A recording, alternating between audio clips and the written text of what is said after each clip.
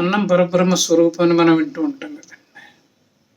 అట్లాగే అన్నాన్ భవంతి భూతాని, అట్లాగే బ్రహ్మార్పణం బ్రహ్మహవి, అహం వైశ్వ నరో భూత్వ, ఇవన్నీ కూడాను భగవద్గీతలో మనిషికి ఆహారానికి సంబంధించిన అద్భుతమైన శ్లోకాలండి. అంటే ఎక్కడ ఆహారం ఉంటుందో అక్కడ మనిషి ఉంటాడు, ఎక్కడ మనిషి ఉంటాడో అక్కడ మనసు ఉంటుంది. శాస్త్రం ఏం చెప్పిందంటే ఆహారము మనసుని తయారు చేస్తుంది అని, అంటే మనసు ఆహారం చేత తయారు చేయబడుతుంది అన్నదనమాట. దీనికి సుదీర్ఘమైన వివరణ 2-3 వీడియోల్లో ఇచ్చాను అనుకోండి. ఆహారము మనస్సు అని ఒక వీడియో చేశాను అనమాట. ఆ వీడియో చూస్తే మీకు కొంచెం వివరాలు తెలుస్తాయి. ఈ విషయ ప్రస్తావన ఎందుకు పట్టుకురావాల్సి వచ్చిందంటే, ఈ మధ్యకాలంలో అంటే ప్రస్తుతం ఉన్న ఈ టీనేజ్ జనరేషన్ ఉంది కదా, వీళ్ళు తల్లిదండ్రుల్ని చులకం చేస్తున్నారు, వాళ్ళని పెద్దగా కేర్ చేయట్లేదు, అంటే చూపెట్టవలసిన గౌరవం చూపెట్టట్లేదు. ఎందుకు ఇలా జరుగుతుందా అని ఏదో ఆలోచిస్తూ ఉంటే సడన్గా ఒక పాయింట్ స్ట్రైక్ అయింది నాకు. ఆ పాయింట్ ఏంటంటే, ఒకవైపు పిల్లలు, ఇంకోవైపు పెద్దలు, వీళ్ళందరూ కూడాను వీలైనంత వరకు బయట భోజనాలకు అలవాటు పడ్డారు. అంటే బయట భోజనాలు అంటే హోటళ్ళల్లో కానీ లేకపోతే దాబాల్లో కానీ, అక్కడ ఆహారం మెకానికల్గా తయారు చేయబడుతుంది.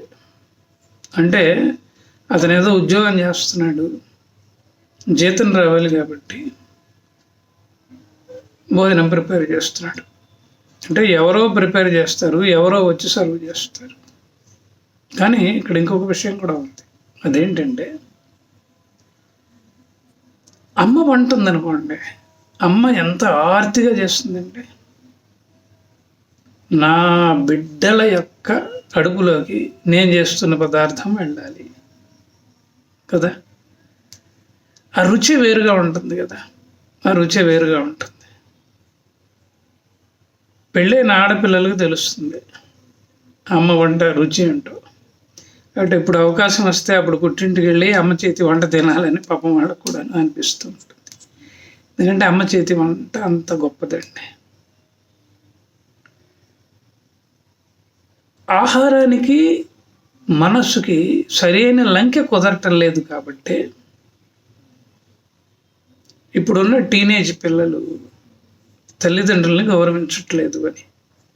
అంటే బయట భోజనాలకు అలవాటు పడేటప్పటికి ఆ భోజనం ప్రిపేర్ చేసే విషయంలో మనసు పెట్టి ప్రిపేర్ చేయట్లేదు కాబట్టి వాళ్ళు మెకానికల్గా చేస్తున్నారు, వీళ్ళు మెకానికల్గా తింటున్నారు. సబర్మతి ఆశ్రమంలో గాంధీ గారి జీవితంలో కూడాను ఒక సంఘటన జరిగింది. ఆ సంఘటన ఏంటంటే, అర్ధరాత్రి ఉన్నటువంటి దిగ్గుమని లేచాడు మహాత్మా గాంధీ గారు. చెమటలు పట్టేశాయి, అందరూ కూడాను గుమిగూడారు.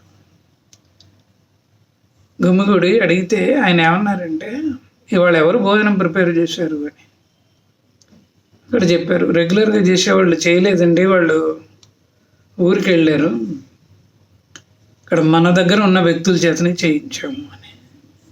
ఆ వ్యక్తులు ఎవరన్నా ప్రవేశపెట్టండి అంటే ప్రవేశపెట్టంగానే ఆ 2 వ్యక్తులు కూడాను జైల్లో శిక్ష అనుభవించి వచ్చిన వాళ్ళు. అందులో ఒక అతనైతే తల్లిని చంపిన వ్యక్తి, శిక్ష పడింది, శిక్షాకాలం ముగిసింది, సబర్మతి ఆశ్రమంలోకి మాట్లాడకుండా వచ్చి చేరిపోయాడు అనమాట. అక్కడ జైల్లో వంటలు అవి చేసేవాడు. నాకు వంటల్లో ప్రవేశం ఉంది, నేను కూడా చేస్తాను అనేటప్పుడు చేయమన్నారు. నేను ఈ విషయాన్ని ఎందుకు ప్రస్తావిస్తున్నానంటే, గాంధీ గారికి ఒక కళ వచ్చింది. ఆ కళ ఏంటంటే, ఆ కళలో గాంధీ గారే తన తల్లి మీద హత్యా ప్రయత్నం చేస్తున్నట్టు. సో ఇది సింపుల్గా విషయం అన్నమాట. అంటే ఆహారానికి మనసుకి ఎంత అవినాభావ సంబంధం ఉందంటే, మనసు పెట్టి చేస్తే పిల్లల సంస్కారం కూడాను డెవలప్ అవుతుందండి. కానీ ఇప్పటి జనరేషన్లో ఉన్న పిల్లలు బయట తిండ్లకి ఎక్కువ అలవాటు పడుతున్నారు కాబట్టి ఈ కుటుంబ విలువల్ని సరైన రీతిలో వాళ్ళు అర్థం చేసుకోలేకపోతున్నారు. దీనికి తగ్గట్టు తల్లిదండ్రులు కూడాను ఎప్పుడు అవకాశం వస్తే ఇప్పుడు బయటికి వెళ్ళి తిందామని అనుకుంటున్నారు. అందువలన ఏంటంటే కుటుంబంలో అశాంతి ఉంటున్నది, అవగాహన రాహిత్యం ఉంటున్నది. ఈ పిల్లలకి పెళ్ళిళ్ళు అయిన తర్వాత కూడాను అది పట్టుమని 10 నెలలు కూడా ఉండలేదు. ఎక్కువ భాగం ప్రేమ వివాహాలే జరుగుతున్నాయి. ఈ ప్రేమ వివాహాల నేపథ్యంలో విడాకులు కూడాను ఎక్కువ ఉంటున్నాయండి. సో ఏతవాత నేను చెప్పేది ఒకటే, అదేంటంటే ప్రేమతో వడ్డించిన ఆహారము పిల్లలకి అందించబడటం లేదు, అంతేనండి. అందువలన అటు తల్లిదండ్రుల మధ్య ఇటు పిల్లల మధ్య అగాధం ఏర్పడుతున్నది. ఈ అవగాహన రాహిత్యం అనేది ముందు పిల్లల జీవితాలని ఛిద్రం చేస్తున్నది, అంతేనండి. దీంట్లో సింపుల్ పాయింట్ అదే, అంతకంటే ఏమీ లేదు. తల్లిదండ్రులు చేసి పెడతామంటున్నా కూడాను కొన్ని చోట్ల పిల్లలు బయట తింటాలే అంటున్నారు. అందువలన వాళ్ళ ఆలోచన ధోరణి కూడాను కుటుంబ పరంగా అలాగే ఉంటుందండి. నీకేం తెలియదులే మమ్మీ, నీకేం తెలియదులే డాడీ అనే స్థాయికి వచ్చేసారు పిల్లలు. వాళ్ళ జీవితాలు వాళ్ళ ఆలోచనలు కూడాను అలాగే వచ్చేసాయండి.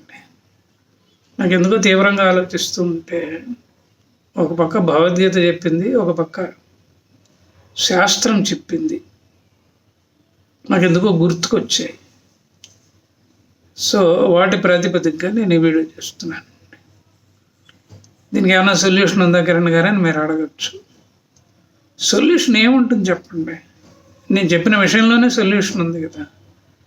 కనీసం ఆహారం విషయంలోనే సరే పిల్లలు తల్లి మాట వినాలి, తల్లిదండ్రుల మాట వినాలి.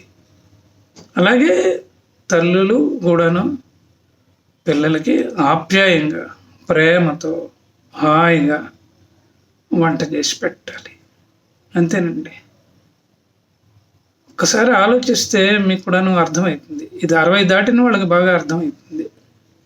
ఎందుకంటే కుటుంబ వ్యవస్థ చిన్న భిన్నం కావడానికి కూడాను ఇది ఒక ముఖ్య కారణం అని నేను భావించానండి. శాస్త్రం ప్రాతిపదికగా నేను వీడియో చేస్తున్నాను కాబట్టి మీ అందరికీ ఇది సమ్మతమవుతుందనే నేను భావిస్తున్నాను, అంతేనండి. ఈ వీడియోలో విషయం విన్నందుకు కృతజ్ఞతలు. నా ఛానల్కి సబ్స్క్రైబ్ చేయండి, చాలామందికి షేర్ చేయండి, అద్భుతమైన మెసేజ్ని పెట్టండి, కామెంట్ బాక్స్లో మెసేజ్ పెట్టండి. ఇక్కడ బెల్ ఐకాన్ ఉంటుంది, దాన్ని కూడా నొక్కండి. లైక్ బటన్ ఉంటుంది, దాన్ని కూడా నొక్కండి. నమస్కారం.